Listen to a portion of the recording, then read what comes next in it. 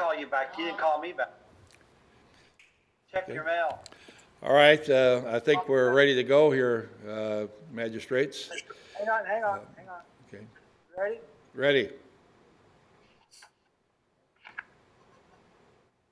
It's preparing. It says now streaming live. Go. Did you check it, Are we Chris? ready to go, Kevin? Yes. All right. Good afternoon, ladies and gentlemen, and welcome to a meeting of Oldham County Fiscal Court.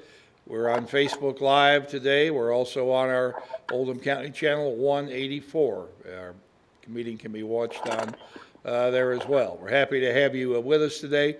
This is the second time that we have done this technology and had a good first time, and we hope this will work out as well. So we have our fiscal clerk back with us today. Tina Fair is here, and we're happy to see you, Tina, and glad you're on board with us. Sheila? Well, see, I'm panicking being on Facebook here. I know that didn't sound just right. We had Tina Schaaf last meeting. Now we have Sheila Fair. You are not Tina Fair. You know, so Tina's younger sister. So forgive me. So welcome here, and the first thing we do to begin our meeting is have a Pledge of Allegiance. So I'd ask everybody to please stand with us and pledge our flag.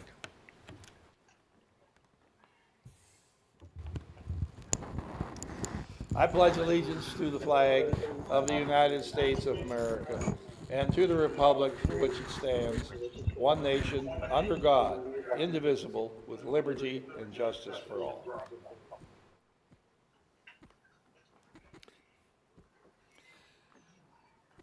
Thank you. And now with Sheila back in her normal position as clerk, will you please call the roll? Magistrate Lankins. Here. Magistrate Tice. Present. Magistrate Harrison. Here. Magistrate Greenwell. Here. Magistrate Helms. Here. Magistrate Hawkins. Here. Magistrate Guy. Here. Magistrate Logston. Here. Judge Vogel. Here. Having all members of the fiscal court, this meeting is now in session. Is there a motion to accept the agenda? I have an item to add here, and that would be item J under contract agreements and resolutions. This is a final interlocal agreement with Oldham County, MSD, and the city of Oldham County Environmental Authority. So just add that there. We also have under personnel actions, we have one human resource personnel action. All right, does there anyone else have anything? No, sir. Hearing none, all in favor, please say aye. Aye. Aye. Anyone opposed? Motion carries. I'm going to ask the court for permission to forego the minutes from our last meeting. I don't think Sheila may not even have them at her house there, but since we have an unusual circumstance out of the fiscal court, our minutes are posted on our website once approved, and everyone would have a chance to read them. The magistrates have had them. So is there a motion to forego the minutes? So moved. Second. All right. All in favor, please say aye. Aye. Anyone opposed? All right, motion carries. Thank you. Now I'm going to bring on Teresa Gamsky is with us here today. I believe Kevin will bring her out from our video waiting room here.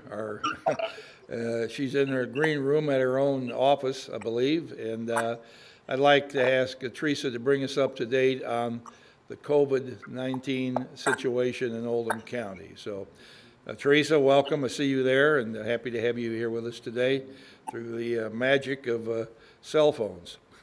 Go ahead. Yes, sir. Judge, can you hear me? Yes, we can. All righty. Well, good afternoon, Fiscal Court. Thank you for social distancing.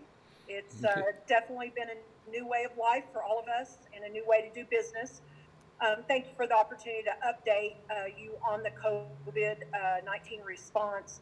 As you can imagine, since the 1st of March, our world has turned upside down, and we aren't doing any of our usual stuff. It has basically been COVID-19 24/7.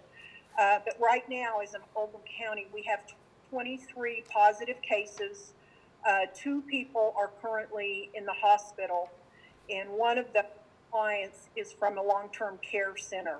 So we're working with that center and working to contain that case there in that facility. One of the other things I wanted to give you is some good news. We are working with the state as far as expanding COVID-19 testing. So probably by the end of this week, we'll be offering testing here at the health department. At first, we will have to prioritize testing mainly to, our healthcare, our first responders, essential workers, and those folks would have to have some type of symptoms in order to get tested. So that's kind of where we're at there. We will be limited to so many tests a day, but we will have results back in about a 24-hour period, which enables us to identify, isolate, and then do the contact tracing for those cases. There will be no charge for that testing. So we're working out the protocols and our systems for that, and we hope to have that up by the end of the week. That sounds great. Judge, that's all I have unless anybody has any questions. Does anybody, Magistrate Greenwell? Thank you, Judge. Teresa, I know of one patient that tested negative the first time and tested positive the second time. How does that work? Well, that's what is so dangerous about this disease, that when you're testing that one slice of time. And what we're seeing is in our contact investigations, we usually investigate 2 days prior to the onset of symptoms, which probably 2 to 3 days before that onset of symptoms, people are contagious.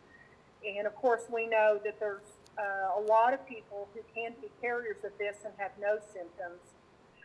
So that's why it's so important that we continue to do our social distancing, wear a mask whenever you're out in public, and of course, following those hand washing guidelines as well. But yes, that is what one of those things that we're very concerned about, especially with people who have been or being transferred in and out of the healthcare system. That is a concern, and so we're hoping that the expansion of testing will enable us to get a hold of some of those issues a lot earlier. Magistrate Hounds? Thanks, Teresa. Appreciate all your all's hard work that you're doing. Of the 23 that you spoke about, are any of those 23 considered recovered? Because by the time frame, wouldn't we have a couple that have been recovered? Oh, absolutely. I don't have the specific line list in front of me, but I would say at least 50% of those have recovered well.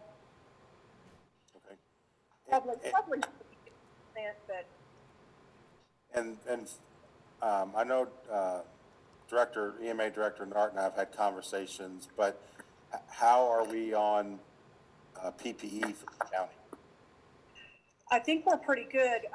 Every day we're communicating with the hospital, long-term care centers, and different agencies. In fact, today we just had a call with corrections, just ensuring their level of PPE, how they get that PPE, because that has changed. And we push outs through the national stockpile. And then after those 2 push-outs, the state did change that request mechanism. So agencies or corrections and long-term care and hospitals, they're having to enter what we call a burn rate of how fast they're going through that PPE. And then if they get down to a 7-day supply, then we can initiate a request from the state for additional supplies. So yes, that's one of our priorities, to monitor our community in that, every day. Okay, I appreciate the information that you guys are pushing out. I probably get a text message or something on Facebook almost every other day. It seems like people asking where we are in our numbers, and I appreciate you pushing out the data through Facebook, so we can let people know. People are concerned, and they Right. want to see the information. I appreciate that. Thanks for all your hard work. Magistrate Sure. Likens? Yes, Teresa, what are the order of symptoms that you might get? You get a fever first, you get shortness of breath first, you get, what would it be? First, to get alarmed. Yes, well, those symptoms, have evolved since we began. At first, they wanted, you couldn't get tested unless you have fever. And now we're seeing people with a range of different symptoms, from tightness in their chest. Of course, that usually means there's some kind of lung involvement at that point. But definitely fever is an indication. We've had people, talk about GI issues, a change in taste and smell. So we've seen quite of a range of issues there, in just a general feeling of tiredness and fatigue in that regard. I think what is so unusual about this virus is, like I said before, we can have people that have no symptoms, and then we can have people that have mild symptoms who could be contagious. And so that's why we're all doing this social distancing and wearing those masks when we're at public in that regard. Thank you. I didn't know if it came on slow or like you get up one morning and feel like you can't move. It's been across the board, yeah. Thanks, Teresa. Sure. I'm very happy to hear that we have the short-term available, the ability to get a 24-hour turnaround. We've had several of our emergency workers who have been expressed certain symptoms that might have caused them to think they had this, but it turned out to be pneumonia or the flu or something else. But we had to wait 5 and 6 days, quarantine people, to find out exactly what they had. And so the 24-hour Right. turnaround on testing is a huge step forward. I think Yes, Magistrate Hawkins had a question. Yes.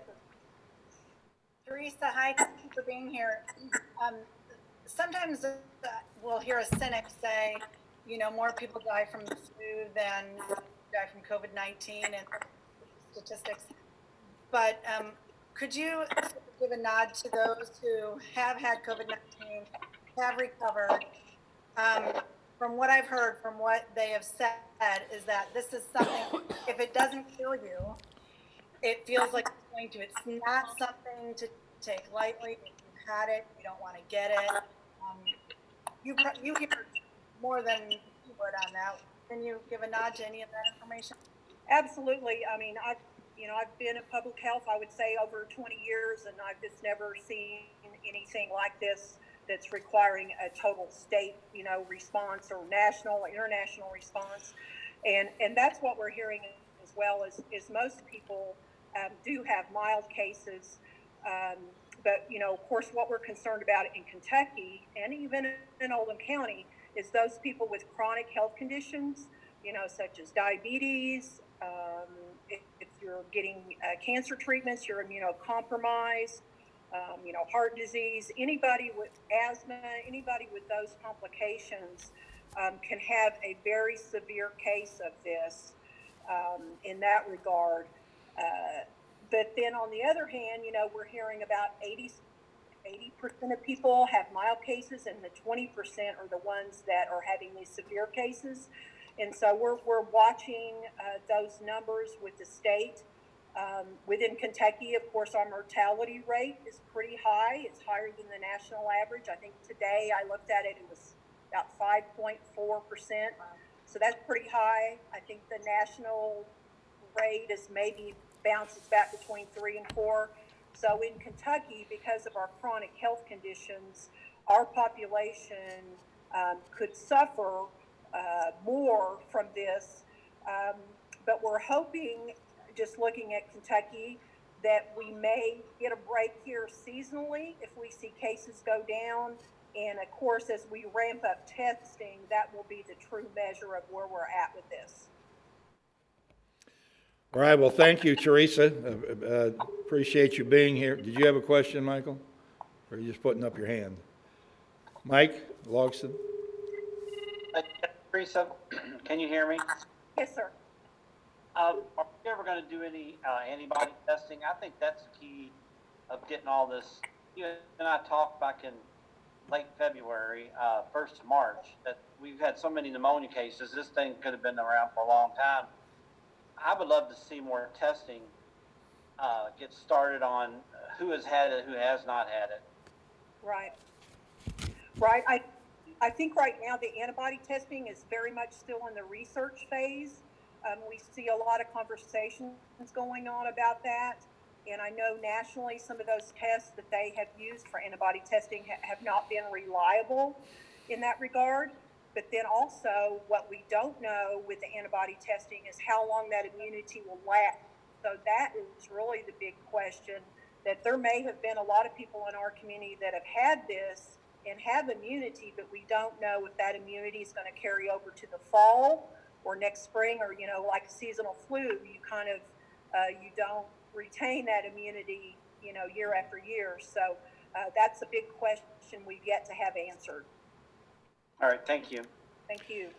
Well, Teresa, thank you for being with us here today, bringing us up to date on what's happening. And we urge, people who express symptoms to be in touch with the health department, and they will take it from there and visit your doctor, whatever. So. Yes, if people think that they qualify to be testing, they have to be symptomatic, they can give us a call and we will go through a screening process for them. Thank you very much for joining us. Appreciate it. Thank you. Okay. Bye-bye. The next item on today's agenda has to do with our payables, our bills. Is there a motion to pay the bills? So moved. Second. Is there any discussion on any of the bills that were out there? Hearing none, all in favor, please say aye. Aye. Anyone opposed? Motion carries. The next person we will bring on our program today is our County Treasurer, Melissa Horn. I believe she's about ready to come on. Is that correct? I'm here. Okay, we hear you, but we don't see you. So I don't know if you'd like to go ahead and discuss these budget transfers. Okay. The end of the third quarter, March 31st, and at this time, I need budget transfers totaling $358,955.93. And that is, the transfers are necessary to cover expense lines where we have overspent the budget, so we are transferring dollars from a line that has remaining funds.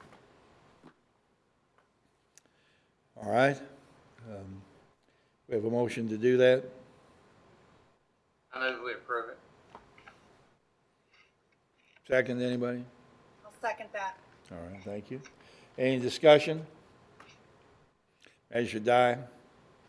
Yes, well, this is directed towards Melissa. Melissa, on the ones I'm particularly concerned with is the three in the sheriff's column, only because he is a fee office. And my question is, the three different items here, it says that one is the overtime wasn't budgeted, and then we have an actual, second one was the transport was greater than budgeted, and then the third car was not budgeted. My question being is, even though they weren't budgeted or they were over the budget, at the end of the day, will the sheriff's office at the end of this fiscal year, would they have overspent their revenue?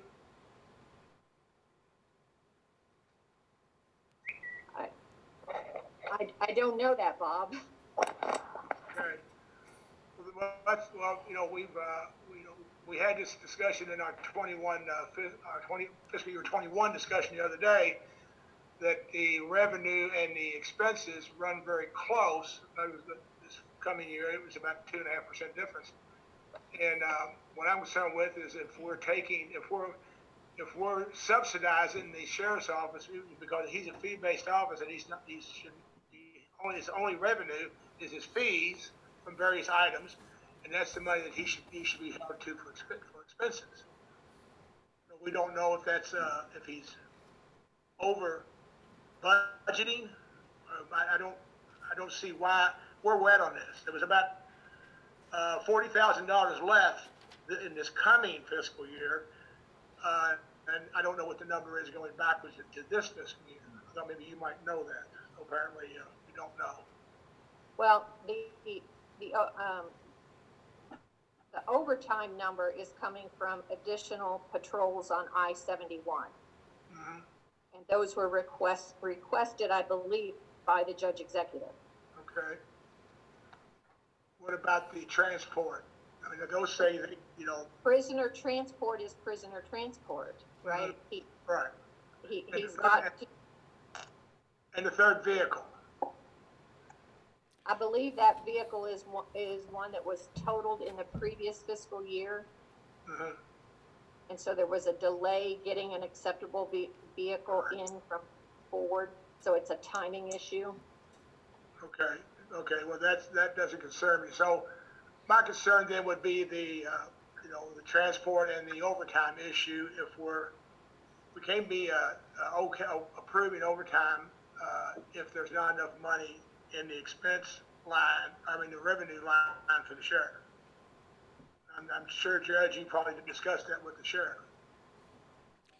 Well, we'll take a look at it. There was, I thought, money in the overtime budget, but nevertheless, I did tell him to put people out there. Safety is coming ahead of overtime issues on budgets any day of the week, as far as I'm concerned. I believe he also had a surplus last year, didn't he? Well, that's the question. That's the point of my whole question here. If there was not so much a surplus, is what would be a surplus is what he had revenue that he had gotten in, but he did not budget. So that would be money he could still use and still be within his revenue. Is what I'm concerned with. Yeah. And As your hounds? the car, third vehicle that was not budgeted, we did receive though, right, Melissa, some money from our insurance carrier to offset some of that car expense? Yes, we receive insurance proceeds and that goes under revenue. Okay. So, in essence, while that's a $32,000 hit, it's probably less than a $32,000 hit because of the offsetting insurance proceeds. Correct. Okay, any further questions on this item? We've And got. I want to go back to that overtime for just a second. Now, I understand that the overtime is a safety issue. And I'm not going to argue that point one way or the other, but why didn't we use Oldham County Police Department on this where we wouldn't have this budgetary issue? I'm not picking on the Sheriff's Department, but they're a fee-based office. They're supposed to work off of their fees. We use both agencies. We primarily use the police department, but I made it known that we'd like to have some sheriff's deputies out there as well. Now, why they chose to, I did say that we would cover overtime because, we've got money to pay for enforcement in the safety situations, but that may have been, let's say, mined a little further than what I anticipated it would be. But nevertheless, we have, slowed down accidents. We have raised the level of enforcement out there to try to keep people from going 85 to 90 miles an hour as much as we can. So I don't know how far right now off the top of my head how far they go over. I don't know as though that all had to be charged to overtime, but it was. Some of it could have been federal overtime, grant money. Yeah. But I just want to say one last thing, and we've had this discussion before, but I'd like to see a little more of this safety concern going back into the subdivisions, because I'm gonna be honest with you, I've never had one phone call about people speeding on I-71, but I get it from the subdivisions all the time. Well, I would say that's fine. We don't need to get into a debate about this, but No, I most, don't want. most of the subdivisions that you represent don't access Yeah. I-71. They go in town on 22, 1694, Brownsboro Road, or Highway 42. We've got a whole lot of other people out in this area that drive the subdivisions or drive the interstate, and you can go out there. I go 70 all the time, and I'm standing still. People fly by you like crazy, and fortunately, we've had fewer accidents this year because we've got fewer cars on the road right now. And our gas revenue is going to be, in the statewide, is down significantly.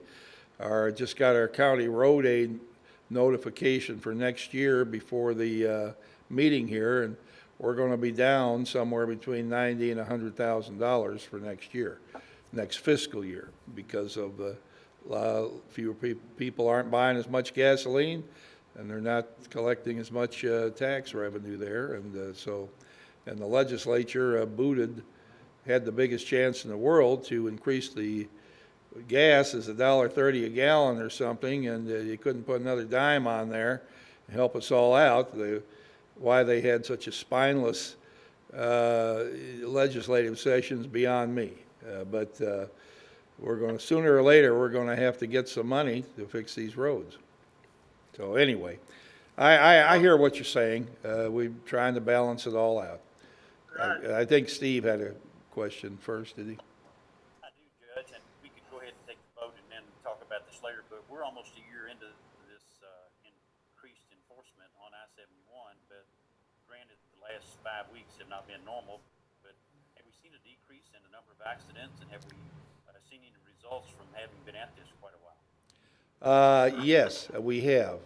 We have seen a step down. I don't have the exact numbers in front of me, but prior to the COVID shutdown, we were down on accidents. We were up on tickets. No two ways about that, but we were definitely down on accidents. And so we can get those numbers. I had them. Neil Johnson gave me some numbers at the end of February or March in relation to the fall off during the year and late winter. So I think I don't want to say we're not out there right now as much as we were, but we may have lightened up a little bit just because there's less traffic out there. Magistrate Hounds? My issue in the subdivision, Judge, is not necessarily the speeding, but I'm still getting phone calls about people breaking into cars. And I know you and I have had this conversation, and I appreciate the signs that you put up telling people to lock their cars and that. And I guess people just still aren't locking their cars. But I will tell you that I have gotten several phone calls since the COVID thing has happened because people are at home. And I passed this on to Chief Smith. The officers are riding through the neighborhoods, and that's great. I hear about it when the officers ride through the neighborhoods. Somebody even asked me the other day, they said, well, I didn't realize that we were in the county. I thought we were in the city. I'm like, no, you're in the county, you're in the city. But my issue, a little bit different than Magistrate Dies, is that I really wish we could try to figure out a way to cut that on some of the break-ins and that's happening. And I think extra patrols would help with that issue. Police presence would help with that issue.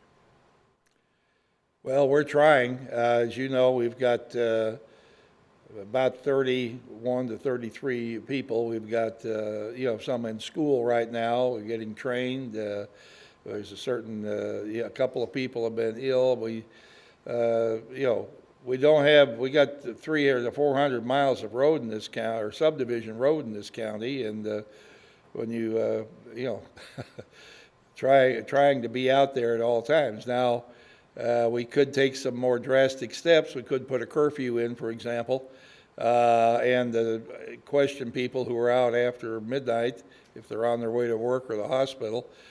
We could do something like that. I've talked to the chief about that, a juvenile curfew in particular. I did make the remark that I thought there were people coming from outside Oldham County to, try to check car doors and so forth, and we did have a rash there for a while, but the police have gotten some good leads. They've recovered some stolen vehicles, but when I made the remark about on Facebook about people coming from outside the county, a number of people challenged me. Well, what did I make?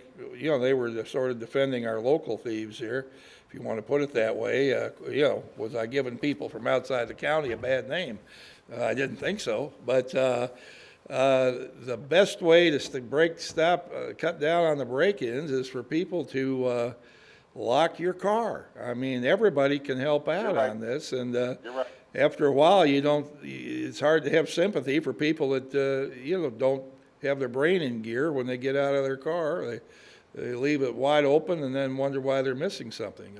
Police recovered a $60-some thousand vehicle in the Jefferson County from somebody that left his keys in the car, in the last few weeks. So I agree with you. Magistrate Hawkins.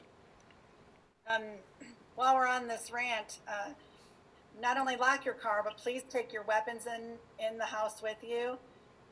I feel like there should be a recourse for those that leave their gun in their car and then it gets stolen. That's my opinion. But if you are going to leave it unlocked, at least take your weapon in the house with you and then lock your house door. That's my opinion on that rant. Okay, thank you. We haven't done our fund transfers yet, have we? No. So Melissa, do you want to, we have some fund transfers here too. Melissa, you want to go through that? We got Yeah. to take a vote on the budget, on the line item transfers. Can I go back to the line item transfers for 1 second? Oh, yeah, okay. To ease Magistrate Dye's mind, it looks like the sheriff is going to be about $100,000 over on his revenue this year. So he will not be exceeding his revenue. That's all I needed to know. I appreciate you looking that up. You're welcome. We're trying to keep the books right there, Judge. Does that mean I've got another 50 or 60,000 for Yeah, you can spend overtime that. enforcement? You can spend that on cars in the subdivision. I appreciate you doing that. And that's not just my area, that's all of our areas. I agree. Including yours. I agree. Okay. All right, line items. Somebody want to discuss that, Melissa, or do we want to, are we taking a vote on each one of these line Taking items? a vote on it. All right. Is there a motion to accept these line item transfers? Motion. We have a motion and a second, I believe. We have a motion in a second. All right. All right. All in favor, please say aye. Aye. Aye. Aye. Anyone opposed? All right, motion carries. Now we can move on to item C, the fund transfers. Okay, the fund transfers are necessary to bring our funds into balance at the end of every quarter. So at the end of March, the road fund will transfer to the general fund. I will round these numbers, about 71,000. The jail will transfer to the general fund, 368,000. The general fund will transfer to dispatch, 237,000. And general fund will send to LGEA, 201,000. So when you net all of these numbers, it's almost even, Steven. With that in mind, I will make a motion, we accept these transfers. Second. All right. Any discussion? All in favor, please say aye. Aye. Anyone opposed? Motion carries. All right, thank you, Melissa. And, we didn't see your picture here. I don't know what happened. I think if you didn't have your hair done for the meeting, it doesn't matter.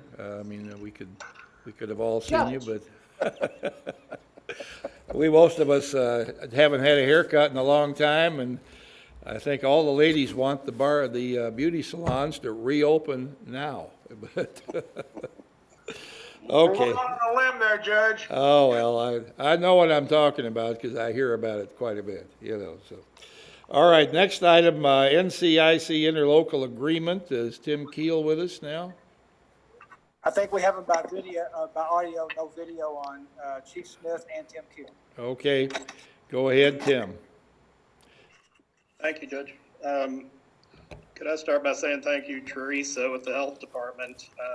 She contacts us daily on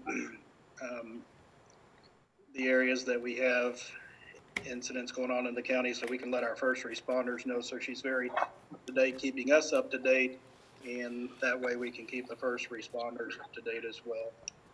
So I just wanted to say a little shout out to her and her staff. I appreciate that.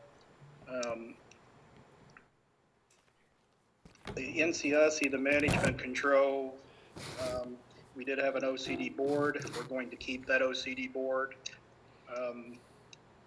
There's been some changes at the state level and the federal level whereby they want a single law enforcement agency to be in charge of the criminal justice information that we get in NCIC, basically.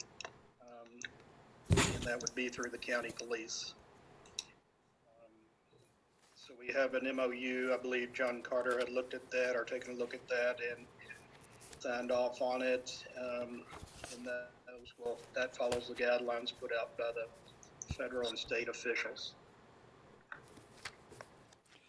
All right, is there a motion that essentially Oldham County Police are going to run the NCIC, which means a national, it's a law enforcement crime network for law enforcement, and also our Kentucky link among all law enforcement agencies. Our Oldham County Police will run that for all law enforcement agencies in the county. So is there a motion? I'll make that motion, Judge, that you sign the interlocal agreement. Okay. Is there a second on that? Second. Is there any discussion? Right, hearing none, all in favor, please say aye. Aye. Any opposed? Motion carries. Now we have our ERS wireless agreement, and that has to do with the firm taking care of some equipment that is basically getting phased out. Am I correct, Tim? We may phase some of that out, Judge. I'm not sure we use that for fire, EMS. Okay, thanks, Kevin. PD, not PD, but fire, EMS, EMA, and tornado sirens that we use to dispatch those signals. So I don't know, once we do the simulcast, we might be able to eliminate some of this of the VHF. We'll have to see. I don't want to say it'll be completely eliminated. It may be, but I don't think it will. We can always use it for a backup. The contract that we signed with ERS last year, it has not changed. There's no price increase whatsoever. It's still $418 a month. So the contract is basically a mirror of what we did last year. All right. Is there a motion to accept? I'll make that motion, Judge. Second. All right. Any discussion on that? Magistrate Hawkins. I've got a question for Tim. Tim, when this is the VHF voice, I read this several times. Is this the VHF, the old, like a tape? No. Can you talk more about that? VHF is pretty much our frequencies for dispatching the fire pagers, the EMS pagers, the EMA pagers, and we also send out a tone across the airwaves on VHF for the tornado sirens. So they're frequencies that we've had for years. They're transmit and receive frequencies. We're using them mostly, other than voice on the dispatch, mostly for transmit frequencies. So once we get the simulcast system up and running, hopefully we'll be able to eliminate quite a bit of that. Good. And how long must you keep the voice backup for? I'm sorry? This is the voice backup system equipment. How long are you required to keep the voice backup on record? We keep that for 6 months. Okay. We're not required to keep it that long, but we do keep it for 6 months. Now that's a separate system than our VHF. So our voice system is included in 800, the 800 system and the VHF. So we do recordings on both of those for ORRs and that for investigative purposes for the PD. Thank you. Yes, ma'am. Measured Hounds. Tim, though, we'll have some maintenance agreement with the simulcast system once it's up and running. This particular contract may go away, but there will be some maintenance agreement with the simulcast going forward. What that number is, we don't know yet, right? That's correct. Okay. Just want to make sure everybody's clear. There will be something will take its place. And just, I think probably once we do that, I'm thinking that it won't be any cheaper. It'll probably go up a little bit. I don't know how much, but I don't think we'll be in that $5,000 range like we are currently.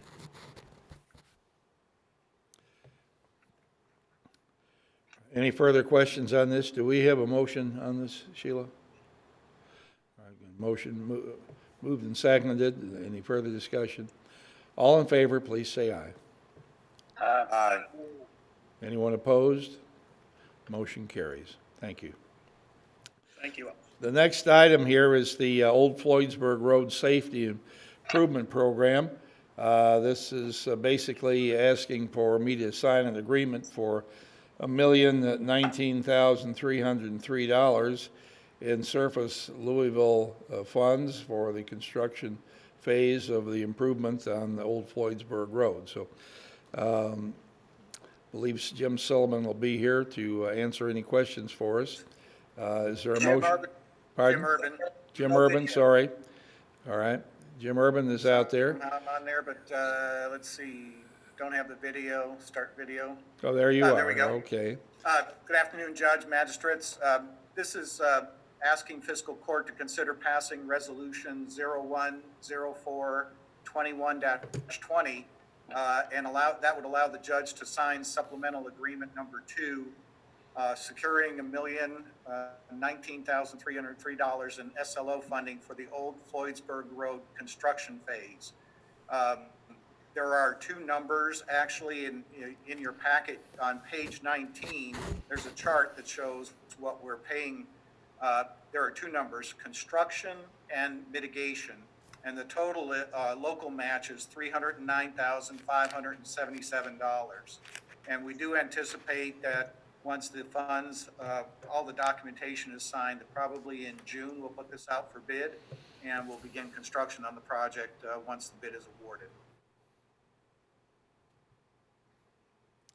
Any questions? Motion? Second. Okay. Moved and seconded here. Now, are there any questions on this? It's a good project. Magistrate Tice. Jim, this is the one that we've been working on for some time, and it seems like all of our projects we've been working on for some time, yeah. Particular, takes the curve out of the road back on Old Floydsburg Road, right? That's correct. There's an old bridge. That bridge is going to come out of service, and we're going to construct a new bridge over the creek and straighten out the road a bit, make it wider in that section. Will our share be all in cash, or will we have to, we'll be able to get assistance to where it's not all cash? Yeah, our share is cash. Yeah, it's local match. Yeah. It needs to be done. Thank you. Yep. Anyone else? Magistrate Hounds. Jim, I think you told me this, not forgotten. Is this, if you bid this in June, you hope it to be done in the fall season or will carry over? We believe it's a 1-season construction, and I say believe because that's pending weather and we're going into the drier season. So there may be some little bit of carryover after the first of the year calendar year, but it's all within the same fiscal budget. Okay, and it will they, I don't remember, is this the one where the school bus does go down there or does not go down there? If I remember correctly, it does not go down that way. Okay. Because the road narrows, but this will allow buses and trucks to get through there. Yep. Okay. Thank you. That, a bus will, excuse me, Magistrate Hawkins. a bus will be able to get through there after that, Yes, absolutely. over that bridge, okay. Yep. All right, any other questions? Moved and seconded. All in favor, please say aye. Aye. Any opposition? Motion carries. All right, thank you, Jim. Thank you. Appreciate that. The next item on our agenda has to do with two things. Tina Schaaf is here, and payroll processing, and recruiting, and onboarding, and the training module. So, Tina, why don't you take the letter of intent now? Are you there? She looks We have frozen. audio, Huh? no video. She has, She has audio but no video. Okay. Can you hear us?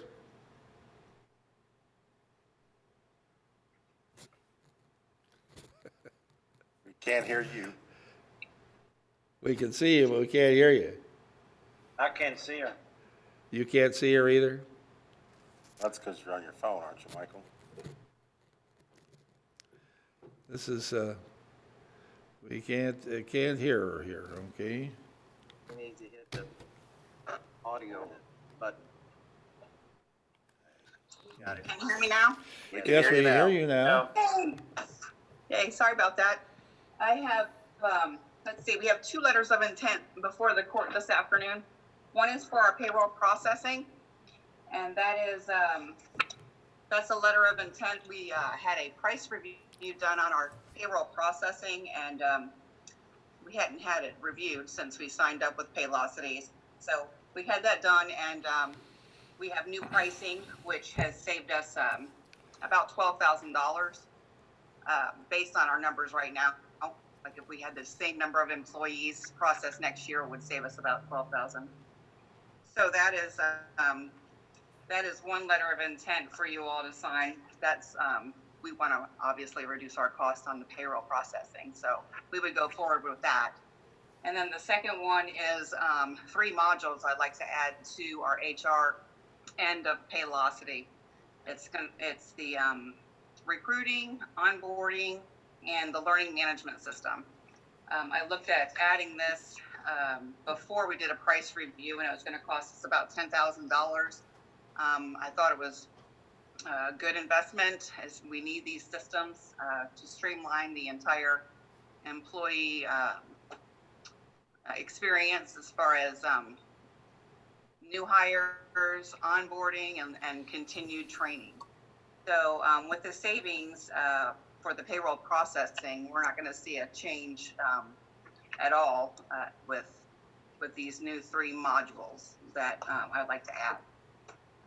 I don't know if you have questions on the particular modules or anything like that. I know I've talked to the finance committee a little bit about it, and then I sent some information to the HR committee, so I'm not sure who has questions on what. All right. But happy to answer. Magistrate Hounds. I understand recruiting, and I think I understand onboarding. The LMS, is that the modules for employee development? We can use it for compliance. Those trainings come standard with Paylocity supplies those for us as far as sexual harassment prevention, discrimination, bullying, those types of things. And then we can also add our own training materials, and that can be customized by department. The police can have their own, dispatch, can have their own profile. So it can be whatever the departments would like them to be. So the process is going to be setting up those modules and gathering information on what's needed and what needs to be tracked and set up accordingly. So it's really nice that the modules can be tailored for each department and position. So there's canned programs that we can push out to the directors, employees, that we can request that they watch and for employee development. Yes. Thank you. Magistrate Dye. Tina, it's a letter of intent to add these things onto into your Paylocity program, but I was a little confused when you were talking about costs. We got a cost reduction on one side, but we're going to pay for something on another. So the letter of intent, then we're gonna there'll be a contract after this to sign? No, the letter of intent is going forward. I had to reboot my computer, so I don't have it here in front of me, the actual letters of intent, but we have an agreement with Paylocity right now as far as our payroll processing, and we're set up at a certain amount. So going forward, we need the letter of intent signed that we're going to, these are our new prices, and I believe it says it's for 2 years. These new prices are locked in for 2 years. Payroll processing. So as soon as we turn that in, we will see the reduction in the payroll processing the very next payroll. So that's all we need for the pay. That we only need the letters of intent signed. There will not be an additional contract.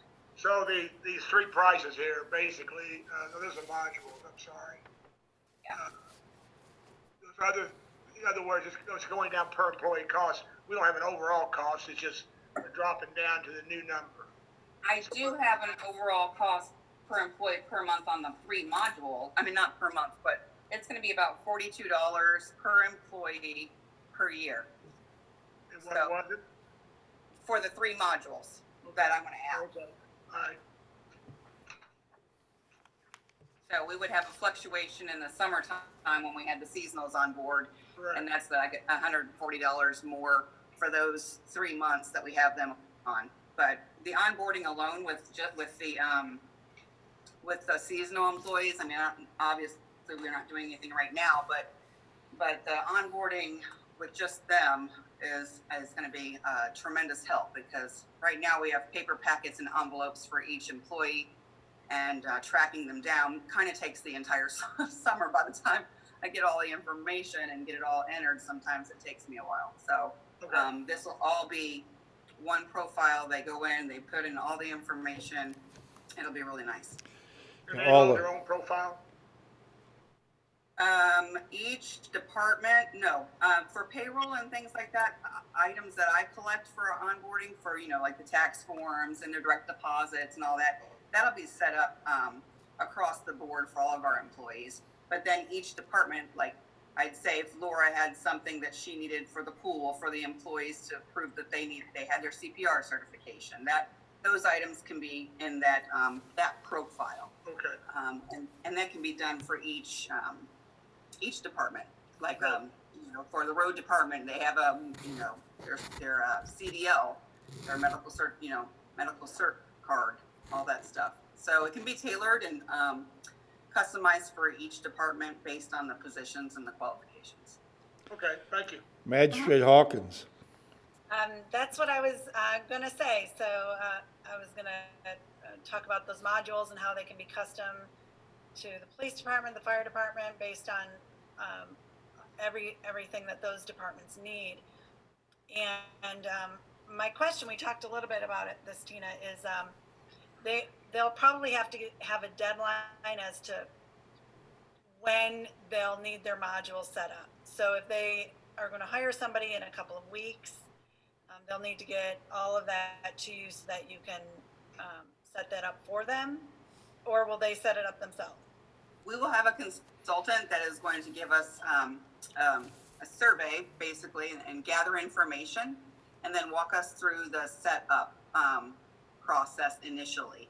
And then from that point on, we will have a consultant going forward for these modules as well. We also talked about yesterday the security of it, and it is directly with Paylocity, and so it's the same as if somebody was to give you the paper information with the information on it, their personal information, and then you input it into the system. It's just alleviating that one step for you, and they can just put it in themselves. So it relieves some pressure from you and perhaps a little bit of that human error, possibly. Not that you would make an error in doing that, but it would eliminate. Exactly. Well, exactly. So it would look like I would take that, just in the recruiting process alone, I would take that link and I would put it on Indeed or whatever recruitment site I would want to use, and the applicant would then click on the link. They would go through the application process, complete the fields. It would direct them to Paylocity, our recruiting site for that, gather the information, and then they can also submit it right there. So right now, we are pretty much posting the jobs. They have to go to the website, print out the application, fill it out, scan it, mail it, fax it, whatever they need to do to get it back. So it's and it's nice because the recruiting also will involve those people that are, it's an applicant tracking as well. The director can also be involved in that process as far as seeing who's applied, where they are in the process, and that type of thing. So. All right. Do you have another question? I was gonna make the motion, Judge. Okay. I'd like to make the motion that we accept the letter of intent for the payroll processing as described by Tina, and I can make the other All right, motion well, as well. why don't we do a second on this one first? Okay. For a second? Judge, I'll second that. All right. Brent Likens and Stephanie Hawkins, I've talked to them over the phone, so we're okay with this. Well, we didn't meet in person, but we did discuss this, so everybody's on board with it. Okay, great. So I'll second the one. All right. All right, seeing no further discussion, all in favor, please say aye. Aye. Opposed? Motion carries. All right, Stephanie or Michael, you want to make the next one?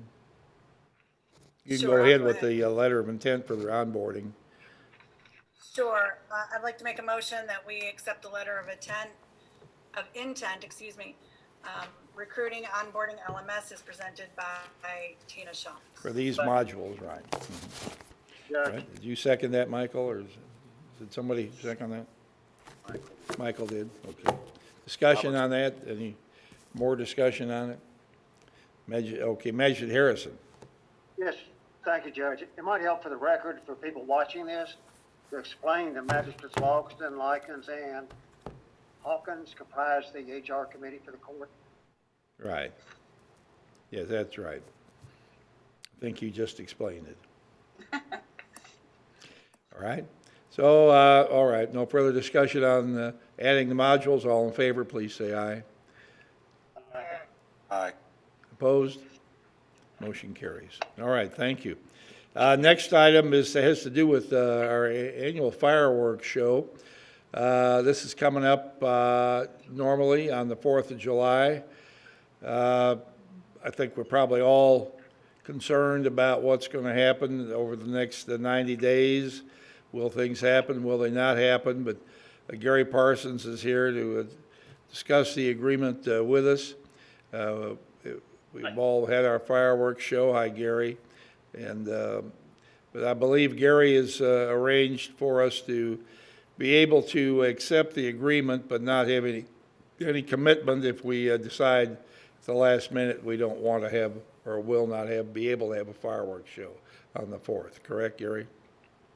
Correct. And I just talked to him before fiscal court, and he assured me that if we decide 2 weeks before the July 4th that we can't have it, then we won't, and he's not charging us anything. All right.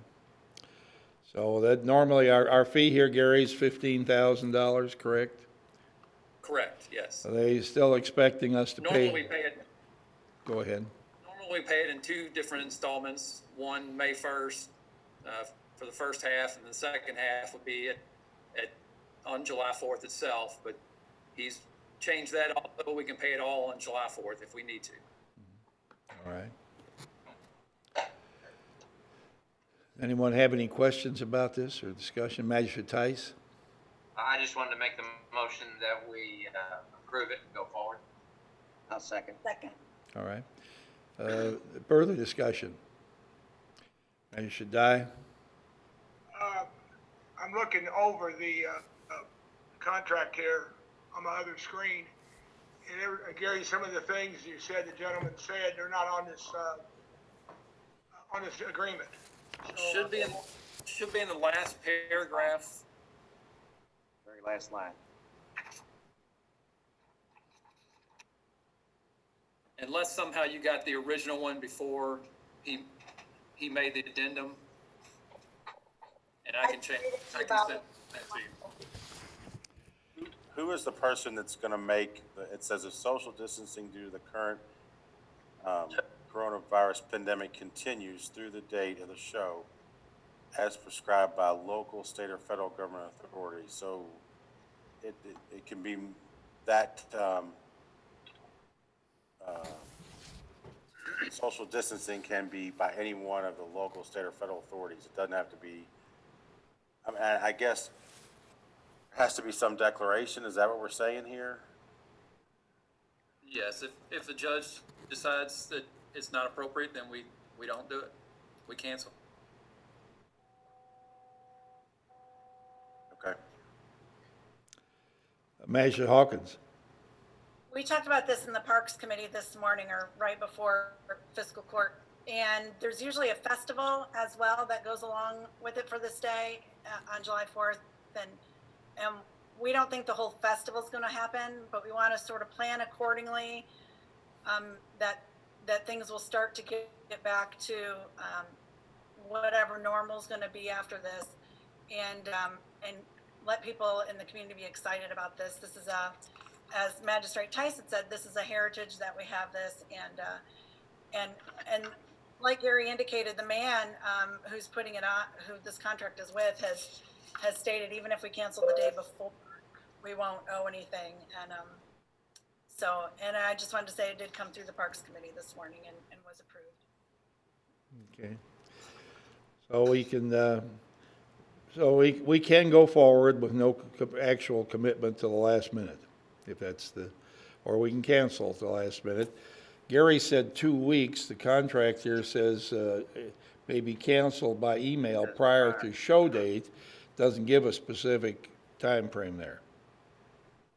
It doesn't. That was just an example. I asked him on the phone. Okay. All right. Well, we wouldn't want to. We don't know. You know, we have a history of putting on this show here, but you know, Thunder over Louisville is going to be different this year. We are, and so Magistrate Greenwell. Gary, is this the same company we've dealt with before for this show? Yes. Okay. Yes, it is. Magistrate Dye. Gary, in some of your conversation, do you think it might be maybe practical to move this to another 3-day weekend, which would be the next one would be what, Labor Day? Hopefully we'll be past this social distancing thing, if we ever get past it. Do you think that might be more of a, maybe like an alternate date that you may want to plug in with him? That would be a good option too, yes. Try and do it on July 4th if we can. But if we need to move to a different alternate date, then yes, I would say so. That would be probably the most next practical day. We're all weekend and such. Right. Magistrate Harrison. Yes, thank you, Judge.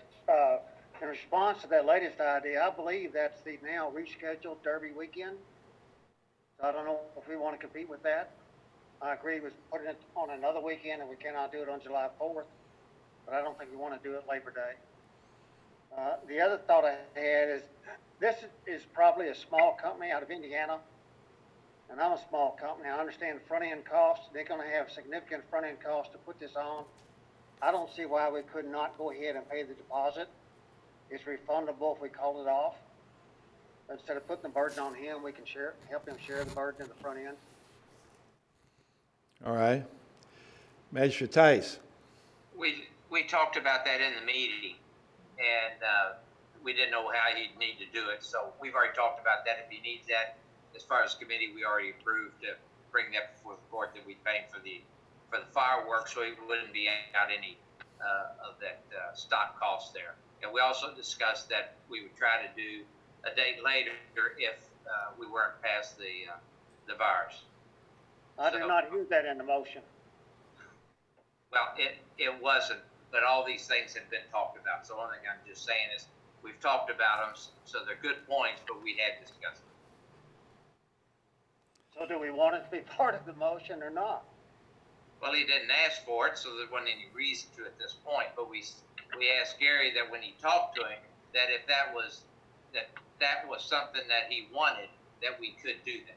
So apparently he's not worried about it, but So I don't He see may this have being these a big materials in difference. stock. You know, he may not be going, he may just have them in stock, we don't know. I mean, the place where we have our fireworks, of course, has always been Wendell Moore Park, and in part because they could go out on the lake, Prison Lake, and shoot them from there. And I'm just wondering,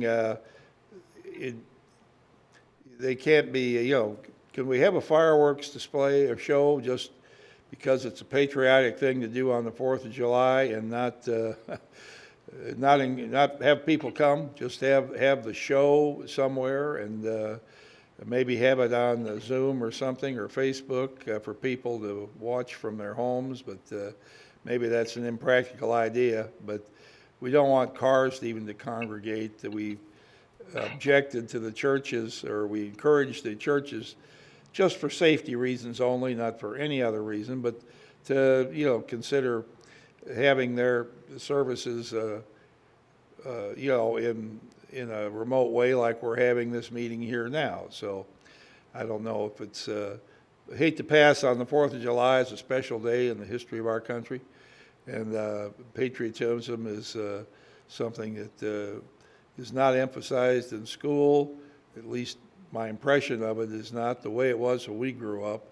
And I think that's a total loss. I don't understand why schools have let that slip and slide, because you know, you're a human being first, and your religion may be second, your family, your country, they're all intersecting and of who you, intersection of who you are. So it's a very important thing. Magistrate Hawkins. I'd like to make the motion that we approve the fireworks contract between Fiscal Court and Andromeda Displays and Designs for the fireworks show on the 4th of July of this year. It's already been a month. Are you willing to? We went right into discussion, I think. No, Tice and Lincoln, so we have a first and a second. I apologize. I retract that motion. Okay. Magistrate Tice, are you willing to amend your motion to allow us to, if our procedure has been to pay for half up front, if the vendor requests that, we would go ahead and do that? I believe you are. I have no problem doing it. I don't see a need for it since the gentleman didn't ask for it. I would just say let's go on and do it. Okay.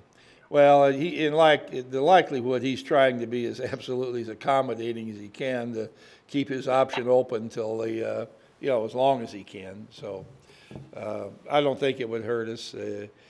We've always, you know, we have a trustworthy group we're working with there. So we'll that's fine. Add that to the motion. I don't have a problem. Okay. All right. Magistrate Likens.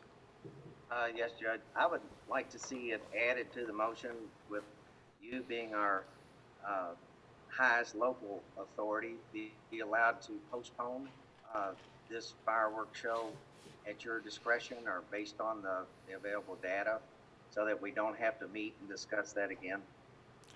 Right. We're actually, we do, right. We're in, under the state of the circumstance, let's say, of a state, national, and local declared emergency. So I do have the authority to do that without having another meeting, and hope wouldn't be necessary. Magistrate Dye? And I'll second his amended motion. Okay, thank you. Magistrate Dye? I think that to get us off the bubble on this, to call it on, call it off, the governor has taken the directive of doing this so-called lockdown, is what people have been calling it. I think that, you know, we're not the only community in all of Kentucky that's going to be talking about fireworks on July the 4th. So I think he'll probably be addressing that issue at some point. So I think it would be prudent of us, if we want to be a team player, to allow the governor to say, okay, it's, you know, because he's taking his direction from the health officials. He's not just thinking this stuff up on his own. I think he should be unless you want to step into that role, but I don't think that, you know, I think there's going to be a lot of cities and a lot of communities having these fireworks and faced with the same question we have. I think the governor, I think we've been going this route this whole time, so why not stay the course? Just a thought. Right, I imagine there will be some sort of guidance directive coming forward as we get closer to that, so. Measure Logston. Judge, we're just approving this right now. We're not saying we're gonna do it. So Right. I said call for a vote. We don't know what's gonna happen 90 days from now. Right. All right, moved and seconded, all in favor, please say aye. Aye. Aye. Anyone opposed? Motion carries. All right, thank you. Another item of very similar nature that's on the table around here is the Project Guild's discussion of whether or not there will be an Oldham County Day this year. Oldham County Day is always the third Saturday in July, and of course it's intended to be a day that attracts a lot of people to downtown LaGrange with the parade and the booths and so forth. And I know the Project Guild begins putting each year's program together 60 to 90 days before the actual Oldham County Day event. So they're going to have to be making a decision soon on whether or not they're going to have that date. So that's another hanging fire sort of issue that's out there. Moving on here are our personnel actions. We have one termination. Judge, you want to do the ILA first? Oh, I'm sorry, I missed it. There we go. All right, we'll discuss now the interlocal agreement that is being proposed. Stan Clark is here, and Stan, go ahead. Okay, y'all hear me? Or? Yes. Yep. Okay. In front of you is, we approved the original ILA back in November. And with everything going on, it technically has expired and needs to be extended. And what this amendment does is basically fills in some of the blanks that were perhaps unknown back in November. The main thing we've done, we've set a firm date now closing on June 30th versus, so many days from now and whatnot. We also, based on that, the debt balances now reflect what they will actually be on June 30th. And you would notice there's a couple new debts in there because, life goes on and sewer work still needs to be done. And MSD is working with OSEA to keep some of the projects that must continue to go on, and the financing of the cost of that will be part of this deal. So that's been added. The main one being that we're under agreed order to get Ash Avenue offline, and that work is continuing on. And also, and since this time, we've provided them with some information because one of their big concerns was easements and stuff. And we're way down the road on easements and plats now. We just have them acknowledge and give them a deadline in this agreement to notify if they think there's any missing easements so that we're not hung out, we being OSEA. And then the other thing is, reflects that the office building is now an asset of OSEA, so the lease is removed. And that's pretty much it. And I can ask any questions. It's just agreement to keep the motion going. In this agreement, we continue to write what we call the asset purchase agreement. I have written it. It's been reviewed by Wyatt Terrence Combs. It's been sent to MSD for their review, and I'm currently working on the 10 exhibits to that. So everything is moving on a very timely schedule at the moment. So any questions? All right, Magistrate Hounds. Stan, do we know what's going to happen with the Ash Avenue plan? Are we going to put that new line in, or are they going to take it to one of their treatment facilities in Metro? It's going to go to the Floyd's Fork facility. We're calling it the Ash Avenue Interceptor. So there's going to be a manhole at the corner of Jefferson, Shelby, and Oldham County down there in Oldham and Shelby. And both Ash Avenue plant will feed by gravity there, as well as the women's prison from Shelby County will feed in and then go to their Floyd's Fork facility.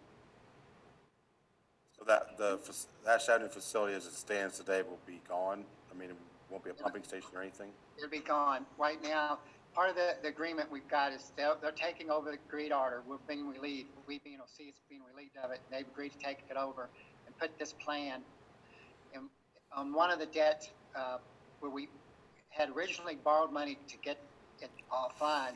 It's now been requested that $2.5 million be used by MSD to get this offline and put in the pump station and remove the Ash Avenue plant, which is a lot less than what we would have spent. And so we are continuing as OCEA to draw up the plans and engineer it, but by the time this closes, the actual bidding, which we think will be in August, will be the bidding and stuff will be done, and completion of the project will be an MSD project. Okay, thank you, sir. Magistrate Hawkins. Stan, I did notice that the debt, there was more debt added, like you indicated. Exhibit C, the only change was to adding the real property. Is that correct? The 700 West Jefferson Street? Right. We moved it as one of the leases being assumed and moved it to the real estate. There's several pieces of real estate, where some of the sewer plants are located on, and that has now been added to that exhibit. Okay, and then Exhibit B, I couldn't find in my packet. Is that in a previous packet? It was in the November original agreement. Okay. Yeah, the exhibits basically haven't changed. The first exhibit, I think, was just a map of the thing, of the district and whatnot. And then those 4 exhibits of the ILA will become exhibits in the asset purchase agreement with 6 more exhibits as well. But some have changed, right? Because you found more manholes and different things like that. Is that right? Or no, they haven't changed? We haven't found more manholes. We negotiated what MSD wanted to see on the exhibit, the amount of information, because MSD felt the need that we needed to, put debt, what the manhole's made of, how old the manhole is, and they wanted all that on the exhibit, whereas we started off just listing the manholes. But and that goes for force mains and gravity lines and everything else that lift stations and everything that they wanted. And of course, the Friendship Manor is one of the pump stations. Where right now it says so many pump stations and 1 under construction. It could be by June 30th. That is complete, and so it won't be under construction, but we're waiting on a electrical panel that's being made for it to come in. When it comes in, it's finished. But otherwise, the main changes in exhibits will just reflect what changes between now and then. Magistrate Harrison. Thank you, Judge. If you're prepared for a motion, I've got one. All right, please. I move we approve the amended ILA as submitted to us by Stan, and thank him again for his diligence and his hard work. Second. Second, all right. Moved and seconded. Discussion, Magistrate Dye.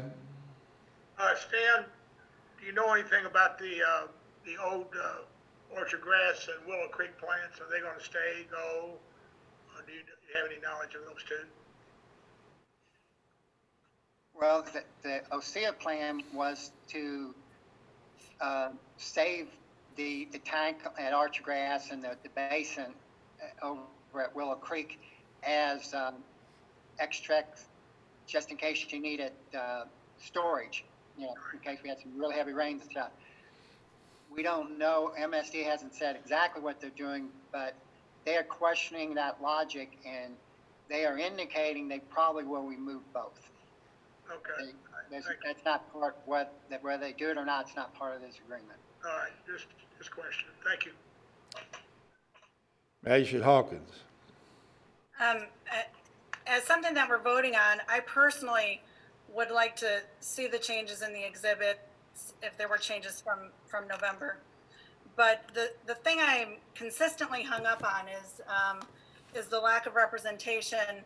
And when I brought this up before, it was indicated that Ernie Harris in his position, the Senate the Senate District 26, would be that representation for us. And as we now know, he's retired. So I'm still hung up on the lack of recourse that a ratepayer would have to vote out any of us if we raise the rate to an unreasonable level.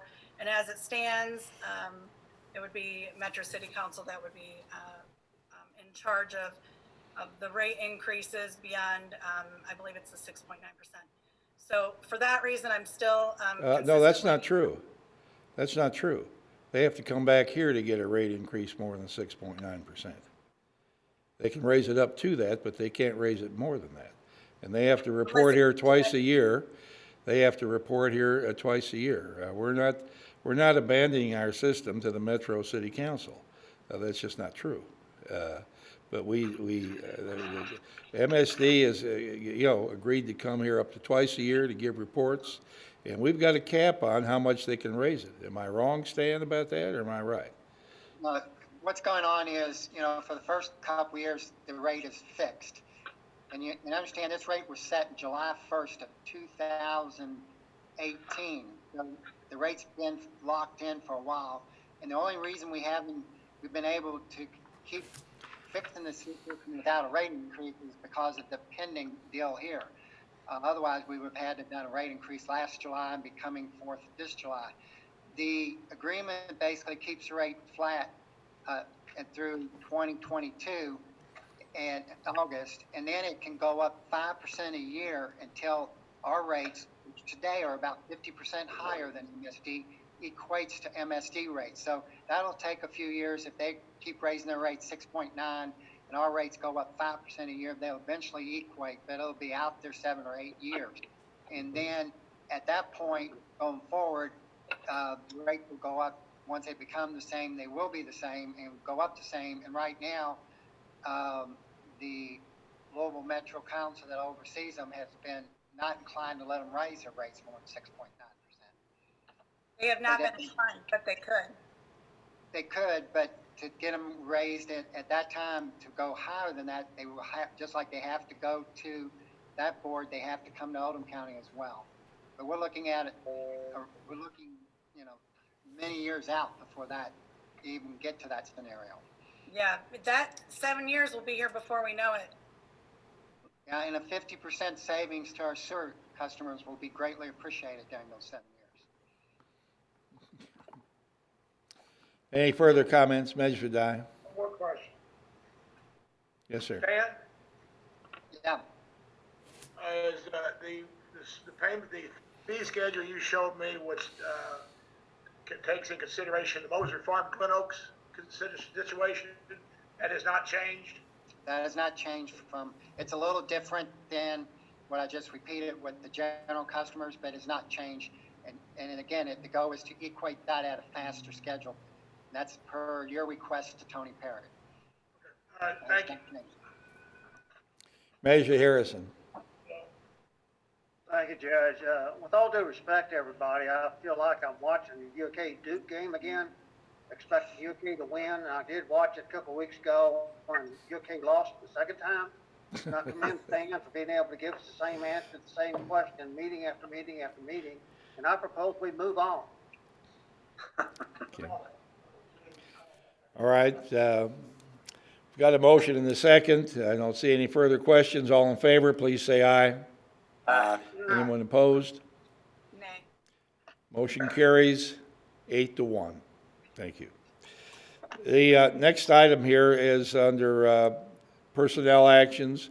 We do have the termination of one employee, Planning Department, Shelley Nunn, not terminated for any cause or, but it's just, don't need her services there any further. So is there a motion to accept the termination?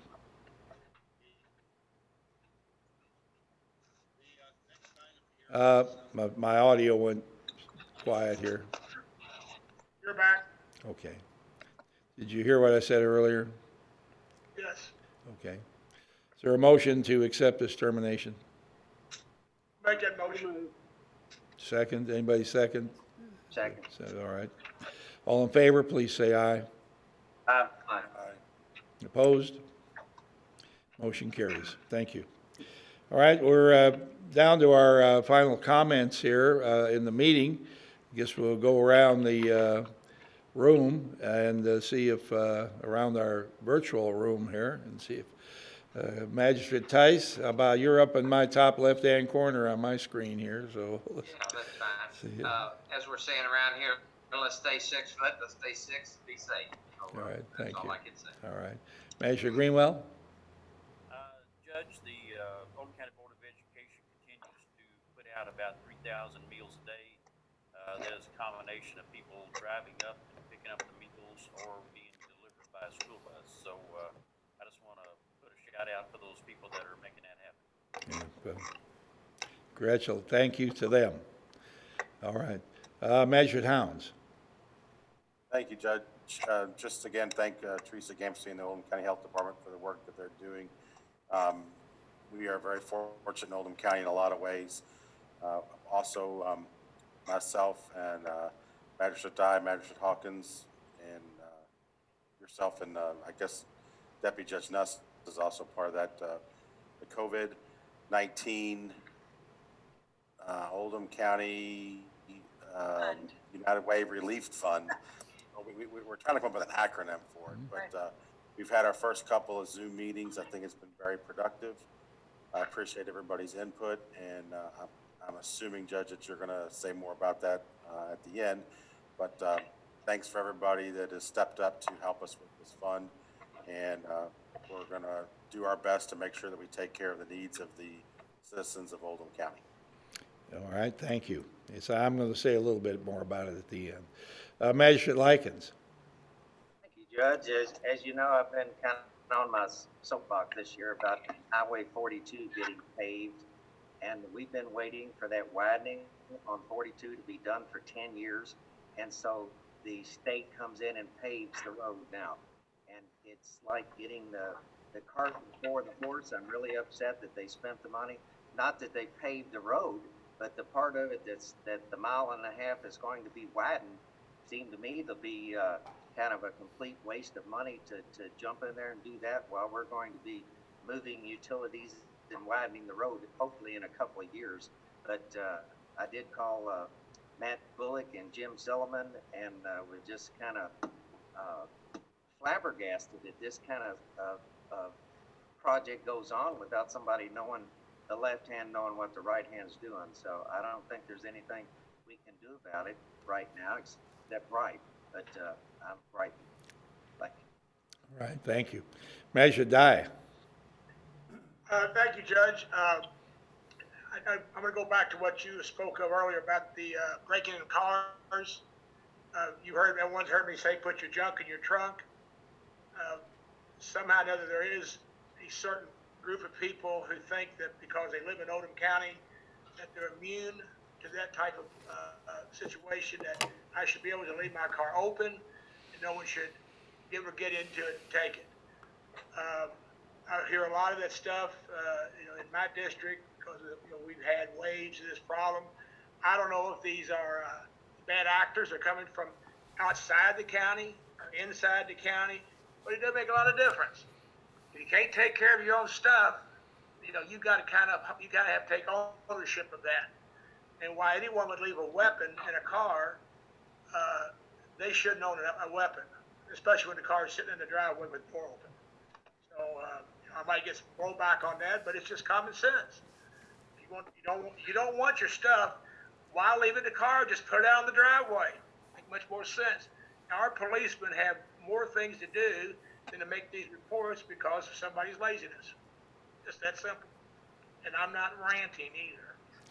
Thank you, Clark. All right, thank you. Magistrate Hawkins? There's nothing wrong with ranting occasionally, Magistrate Dye. I've got a few things. I had mentioned last fiscal court about a few frustrations and with trash pickup. One of the things that you may or may not have noticed is that they're not allowed to pick up your one large item anymore, and that's I don't blame them for not. If there's the COVID virus on your mattress, even if it's in plastic, we don't want those guys getting out of their truck to pick up your one large item. I have taken it upon myself to place a dumpster in the district. If you have a large item that you must get rid of, like we do, because we're home more and we have cleaned out the garage. And I have driven around and y'all are cleaning out your garages too. So get a hold of me and I have a possible solution for you this week if you can tote your one large item to someplace. Another thing, Becca Truman is our Curry's Watershed Coordinator for the county. She reached out to me because I'm the chair of the Utilities and Environmental Committee, that she is here for the citizens if you want to talk to her about water quality, water conservation, any other kind of water issue or watershed issue. You can get a hold of her. Her name is Becca Truman, and I can also tell you how to get a hold of her if you've got questions or concerns about water in this time. I also wanted to showcase two businesses in the county. One of them happens to be in my district, and one of them is a production company called Louisville Production, and they're located in Buckner. And what they have done with their company is they sort of specialize in social gatherings. So as you can guess, they that has ceased. Their contracts have been halted and paused for the time being.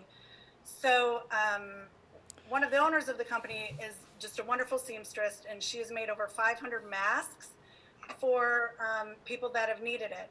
And she's taken care of people at walk-in clinics and et cetera. So you could go to their Facebook page and they're taking donations for masks if you are one of those people that don't already have your mask, and that's called Louisville Productions, and they're in Buckner. And the other one is Dough Baby Donuts. Don't forget about them. Magistrate Hounds mentioned last week about takeout, and you know, we've been utilizing the takeout in the county as well. But remember Dough Baby Donuts, they are still selling donuts Tuesdays through Sundays, 5 a.m. to noon. And my question is, have you been quarantining well if you have not had your fulfill of donuts?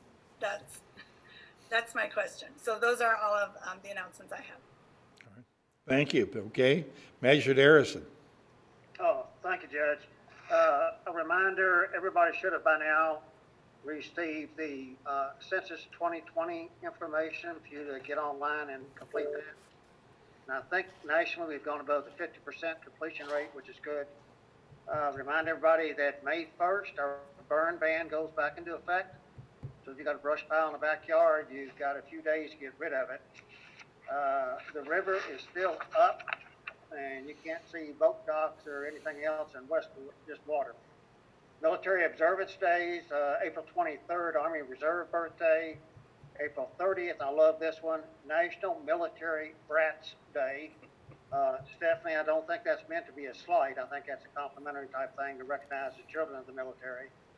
Then next month, the entire month of May is Military Appreciation Month. And then on May 1st is Silver Star Service Banner Day. That's all I've got. Thank you. All right, thank you. Magistrate Logston, how are you today? Well, when you're last, everything's about said. I was going to talk about the 2020 census and talk about the burn ban, but, you know, I also want to, I'm not trying to get political here, but, you know, there's been a lot of stuff back and forth about whether we should open up for business, not open up for business. And I'm not on one side of the fence. I think that if you can stay home, I think it saves lives. I think it helps. But, you know, there are a lot of people. We're in one of the wealthiest counties in Kentucky here. But there are a lot of people hurting. You know, a lot of people weren't able to save money for months at a time. And, you know, we're basically going to be locked down for 2 months if it goes to May 10th. There's a lot of people hurting out there. So, you know, you see a lot of negative stuff about people wanting to get back to work. It's not a matter of wanting to get back to work. It's a matter of paying your rent. It's a matter of buying milk. It's a matter of buying bread. you know, if you don't have a job and you have a family, you're going to have to do something. So, you know, let's all kind of work together here, and just stop being so mean to one another and saying people are stupid for out there protesting. They're doing what they got to do for their family. It's nice when you're retired and you have a salary coming in every month, or you're working from home and you still open up the mailbox and you have a check. But there's a lot of people not in that situation. There's a lot of people in this county and other counties in Kentucky that are hurting. So that's my soapbox. Magistrate Greenwell. Thank you, Judge. Albert Harrison jogged my memory about the burn ban, and with everything else being pushed back and set back for 60 to 90 days, is there any way we can get the burn ban set back 60 days? Do you think that would be possible? I don't know. It's a good idea. I suspect that it could happen, maybe. I'm not sure. I mean, we have all this burning going out on 71. I don't know if they plan to finish that in the next week, but it's been a problem for people that live in the Crestwood area. A lot of smoke blowing out of that median, and I'm so sorry about that happening. There's nothing we can do about it. It's a state project, but we'll keep our eye open, and I think the question is definitely going to have to be addressed about extending that, but I don't know. And you can, for agricultural burning, can go on if you're on a farm, but in the city it can't, you know, after May 1st. Well, let's look into it. It's a good idea. I want to just follow up on what Mike said at the end. You know, you see a lot of people, there's a lot of acrimony and, you know, people disagreeing with opinions and what should we do, what should we not do, but keep your thoughts on helping other people in our community. Each one of us, as Stephanie mentioned, you know, somebody that is making masks. Well, that's wonderful. I mean, there are many people across our county and other counties are stepping up to do the right thing, and I would ask everyone, I you know, tone down the criticism of other people on what they're doing, accept what they're doing, and let's all work together in the spirit of cooperation and success. We're all concerned about our businesses not being open. I agree, people need jobs. Some are more fortunate than others, or they're in retirement state. We've asked for help, and we've created a relief fund for Oldham County's people that are in most unfortunate circumstances to help our 501c3 organizations that normally are there to help people. They're in place to help a broader range of people at this point. We've rounded up $65,000 to start this fund with, but we're hoping it expands, and I plan on making some contacts, sending out some letters, asking people to if they can possibly help. Not everybody can. We certainly understand that, but there are people who are retired, maybe have you know, some type of income coming in that allows them to express a little bit of generosity at this point.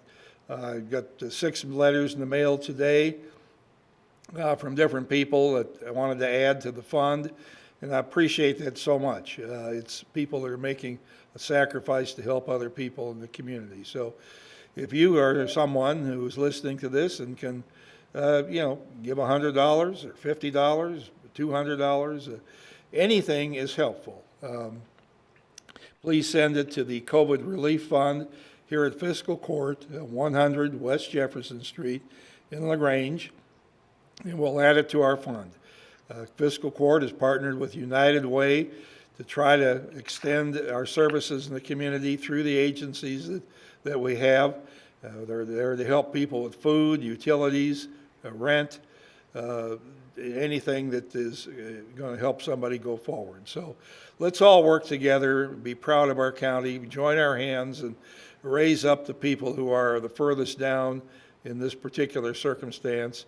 You know, that old saying that you heard through the years about be nice to the people you meet on the way up because you may meet them on the way down. it's true in this circumstance. Some people are more fortunate than others right now, so let's put our hand out and help those that need help. It might be you and me at some point in the future, and so what goes around comes around. So thank you very much for being with us today. I'm proud of our fiscal court. We got through another electronic meeting here. We're doing the best we can to serve our community. We're all open to suggestions and ideas, comments. Have a little patience with us if we can't move as fast on something as you like. It's not because we're not trying, but there's a lot of roadblocks out there, and we're trying to expand broadband internet in this county and get roads built in this county. And some people have said, too, well, other people are laid off, don't spend any public money. And that's in itself a question, because if we don't keep moving forward with our projects, there are people that we could employ who wouldn't be employed. So it's a two-edged sword. So let's all work together, do the best we can. Thank you very much for being with us today. We look forward to seeing you again in 2 weeks, most likely on this medium. And for now, I'll accept a motion to adjourn. So moved. Second. All in favor, please say aye. Aye. We're adjourned. Thank you.